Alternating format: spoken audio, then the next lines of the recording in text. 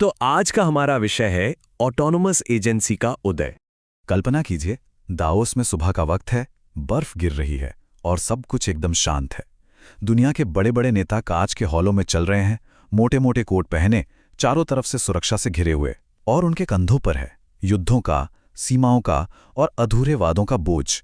और फिर उसी आम डिप्लोमेटिक बातचीत के बीच एक ऐसी घोषणा होती है जिसकी किसी को भी उम्मीद नहीं थी। डोनाल्ड ट्रंप एक ऐसा प्रस्ताव रखते हैं जो सबका ध्यान खींच लेता है।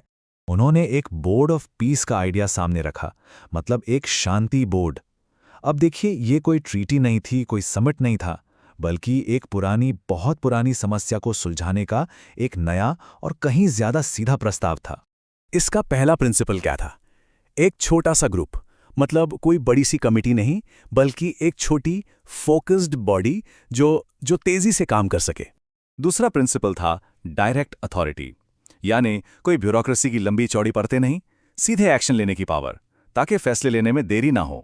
और तीसरा, और शायद सबसे जरूरी, सिर्फ एक्शन, मतलब फोकस सिर्फ बातचीत पर नहीं होगा, बल्कि दखल देने और रिजल्ट लाने पर होगा। तो इस प्रस्ताव को असल में पेश किया गया था मौजूदा ग्लोबल सिस्टम्स के धीमेपन के जवाब के तौर पर। आइडिया बड़ा सिंपल था कि जब संकट सर पर हो तो बहस करने का टाइम नहीं होता, है ना? और यहीं से जन्म होता है एक नए विचार का, ऑटोनॉमस पॉलिटिकल एजेंसी। अब ये प्रस्ताव ना एक बहुत ही बुनियादी, एक फिलोसॉफिकल सवाल खड़ा करता है। ये तो शांति के मतलब को ही चैलेंज कर रहा है। चलिए जरा समझते हैं कि ये कैसे हो रहा है। तो यहां पर देखिए, शांति तक पहुंचने के दो रास्ते दिखाए गए हैं। एक तरफ है पीस थ्रू प्रोसेस, मतलब समझौते से, सब्र से, सबकी सहमति से, जो हमारा ट्रेडिशनल तरीका है। और दूसरी तरफ है पीस थ्रू एक्शन, यानी स्पीड, निर्णायकता और अथॉरिटी को प्रायोरिटी देना। और यही इस नए प्रस्ताव का सार है। तो सवाल ये उठता है कि क्या हो अगर सबकी सहमति से ज्यादा जरूरी हो जाए फैसले लेने की क्षमता? और ये सवाल सिर्फ पॉलिटिक्स तक ही सीमित नहीं है, बिल्कुल नहीं।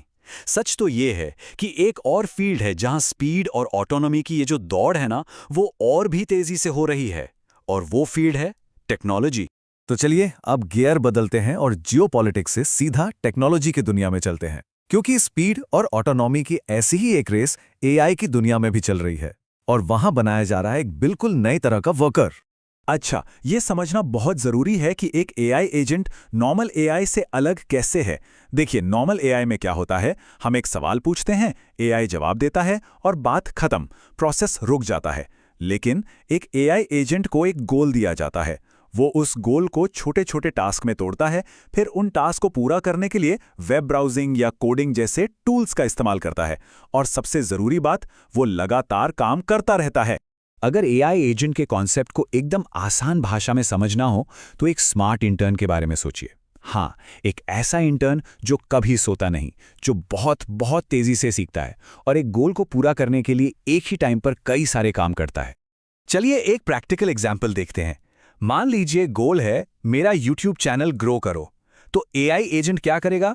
वो खुद ही ट्रेंडिंग टॉपिक्स पर रिसर्च करने के लिए इंटरनेट खंगालेगा, स्क्रिप्ट्स लिखेगा, थंबनेल डिजाइन करने के लिए डिजाइनिंग सॉफ्टवेयर से कनेक्ट करेगा, अपलोड शेड्यूल करेगा, और तो और परफॉर्मेंस को एनालाइज करके अपनी स्ट्रैटेजी को बेहतर भी बनाएगा, और ये सब कुछ खुद ब खुद। तो अब आते हैं इस पूरे विश्लेषण के सबसे दिलचस्प हिस्से पर।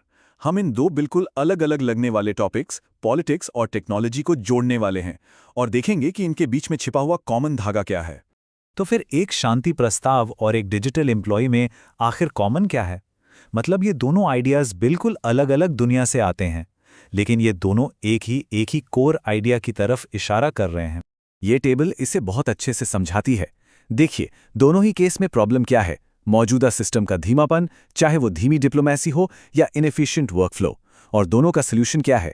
एक ऑटोनॉमस एजेंट, एक छोटा ऑटोनॉमस ग्रुप या एक ऑटोनॉमस डिजिटल वर्कर। और दोनों का तरीका क्या है?